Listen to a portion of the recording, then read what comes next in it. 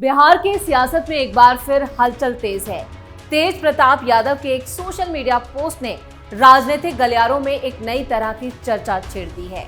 तेज प्रताप यादव ने दावा किया है कि उन्होंने पहले ही भविष्यवाणी की थी कि बिहार की सरकार जल्द बदलेगी। उन्होंने अपने पोस्ट में यह भी लिखा कि नीतीश कुमार ने सम्राट कहकर मुख्यमंत्री को फटकार लगाई है और वो भी इस वक्त वृंदावन में है और वृंदावन से ही उन्होंने एनडीए सरकार पर निशाना साधा है। तेज प्रताप के इस दावे के बाद सत्ता परिवर्तन की अटकलों पर चर्चा की जा रही है। हालांकि उनके इन दावों पर एनडीए नेता हंस रहे हैं और उन्हें जोकर करार दे रहे हैं। अब सवाल यह है कि ये सिर्फ राजनीतिक बयानबाजी या फिर बिहार की राजनीति में किसी बड़े बदलाव का संकेत। आज की इस स्पेशल स्टोरी में जानेंगे क्यों तेज प्रताप यादव ने बिहार सरकार में बदलाव का दावा किया, क्या है इसके पीछे वजह। नमस्कार, मैं हूं परवीन शेख और आप देख रहे हैं स्पेशल स्टोरी।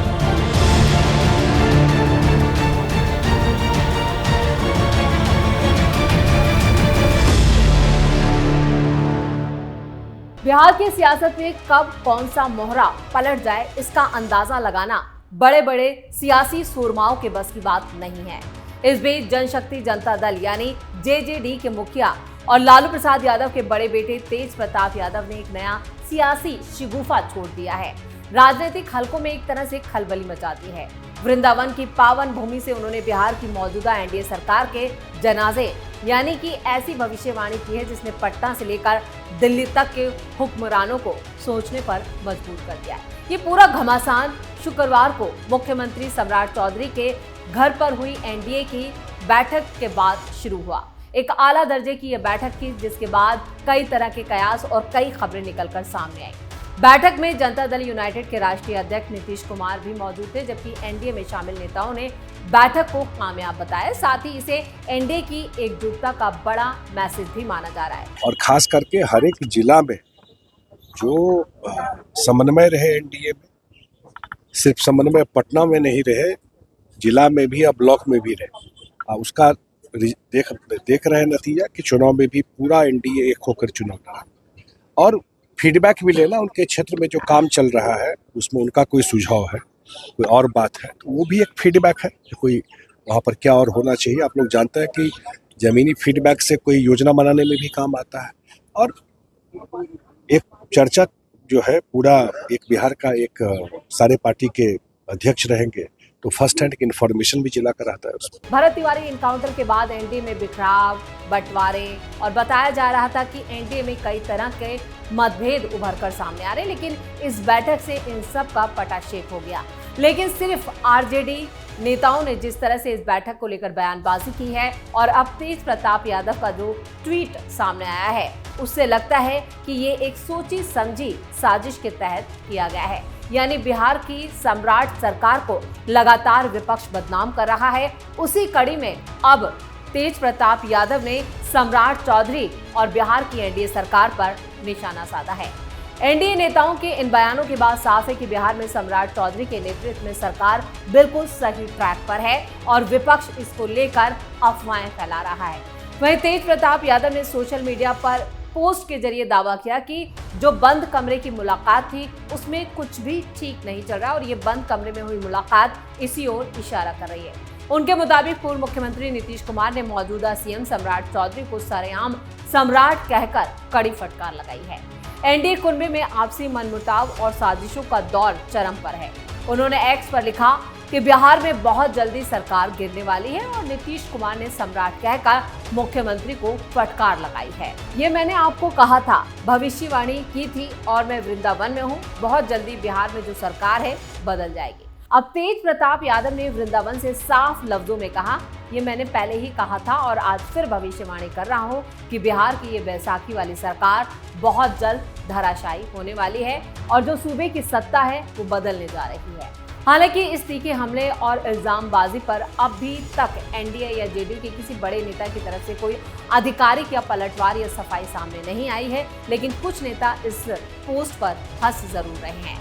लेकिन विपक्षी खेमे के इस दांवपेच ने जमीन पर एक नई तरह की बहस को जरूर हवा दे दी है। में स्पष्ट है कि आदरणीय नीतीश कुमार जी के नेतृत्व में एनडीए की सरकार बनी है और आज सम्राट चौधरी के नेतृत्व में सम्राट चौधरी जी के नेतृत्व में जो है बिहार सरकार चल रही है। जिस कार्यकर्ता ने दिन रात मेहनत करके पार्टी को भारी बहुमत से सरकार बनाने का लगातार मेहनत करके विधानसभा में रिकॉर्ड दर्ज करने का काम किया, उस एनडीए के कार्यकर्ताओं के साथ, जिलाध्यक्ष के साथ, नेताओं के साथ सरकार और संगठन का समन्वय और उनसे राय लिया जाएगा, उनसे विचार लिया जाएगा कि सरकार को और भी विकास के लिए धरातल पर क्या करना चाहिए। अब देखना यह है कि तेज प्रताप का ये तीर निशाने पर लगता है या फिर ये महज महफिल बटोरने का एक और नाकाम सियासी स्टंट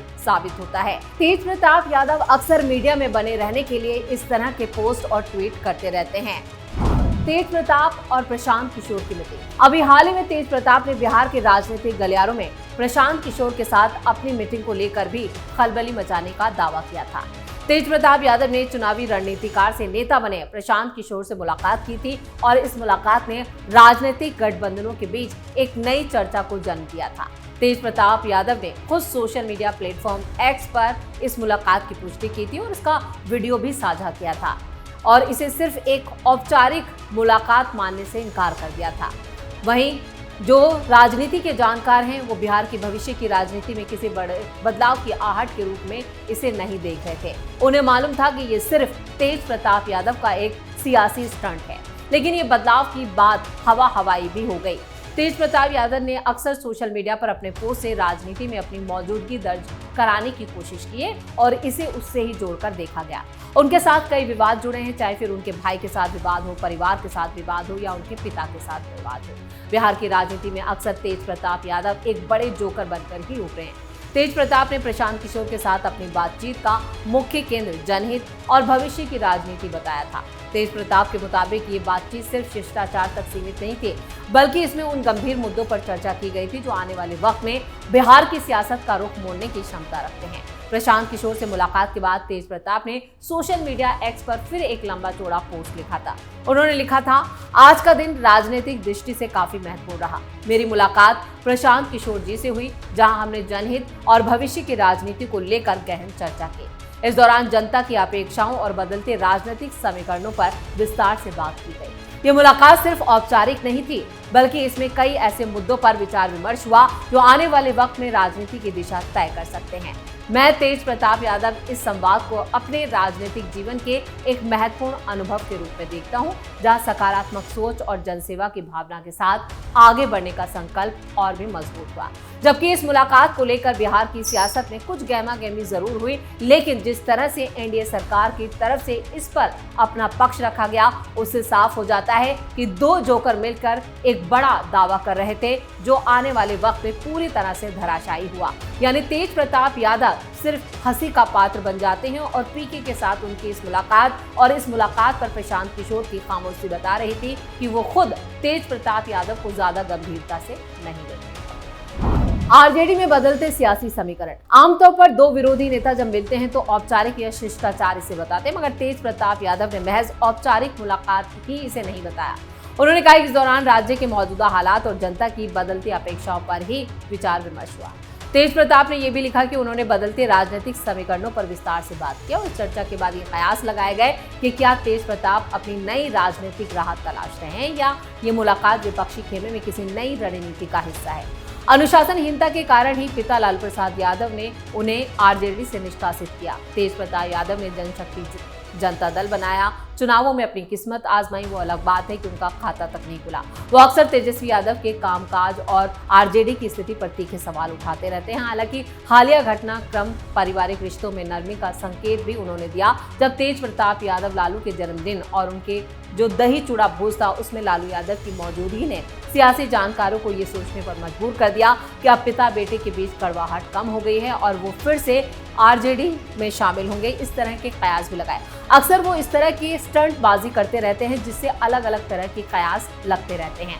अब एक और नया शिगुफा तेज प्रताप यादव की तरफ से छोड़ा गया है। उन्होंने एनडीए की बैठक पर कटाक्ष किया, साथ ही ये भी कह दिया कि बिहार में जल्द सत्ता परिवर्तन होने वाला है। अक्सर उनकी इस जो ट्वीट आते हैं उसको लेकर खुद उनकी ही पार्टी के नेता उनका मजाक बनाते हुए कई बार सोशल मीडिया पर नजर आ रहे हैं। और एक बार फिर तेज प्रताप यादव सिर्फ एक शिगुफा छोड़कर वृंदावन में चैन की बांसुरी बजा रहे हैं और कहें कि उनके ही नेता अब उनका मजाक बना रहे हैं। इधर एनडीए भी उनके इस पोस्ट पर सिर्फ हंस रहा है। इसी के साथ स्पेशल स्टोरी में इतना ही। वीडियो कैसा लगा कमेंट करके अपनी राय जरूर दें। वीडियो को लाइक करें, शेयर करें और कैपिटल टीवी को सब्सक्राइब जरूर करें। धन्यवाद।